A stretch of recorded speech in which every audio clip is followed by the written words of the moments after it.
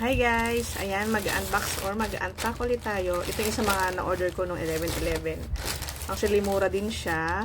This is from Vida Swimwear. So, open natin siya. Ayan. 2, 3,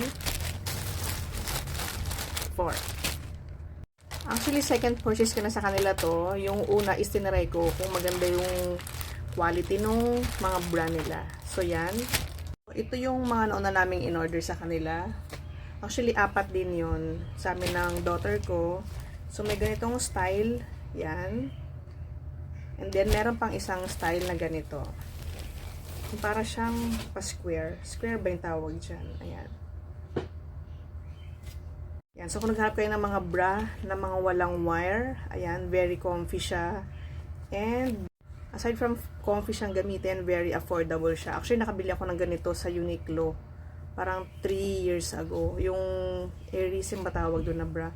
Parang nasa 900 plus ang isa.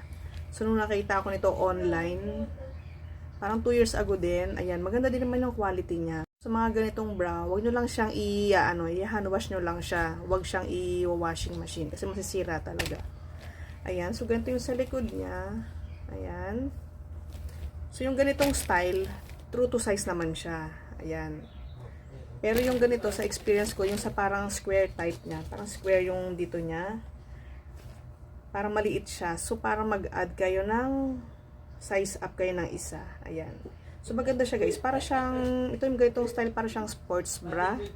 And nasa 138 pesos lang siya. Kasi nga, nag-sale nung 11/11. Pero alam ko, nasa 160 to 170 plus yung ganito nila. So, since naka-sale nga siya, ayan, 138 ko na lang siyang nakuha. Ewan ko lang kung may mas mura pa dito. Pero yun ang maganda dito sa Vida Swimwear, nakaganito siyang pack.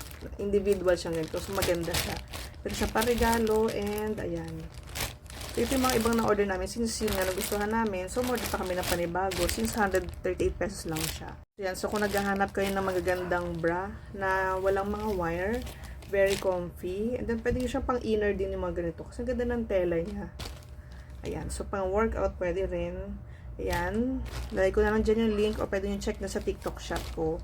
Si Vida Swimwear. Ayan. Ayun lang guys. And don't forget to follow. And thank you for watching. Bye!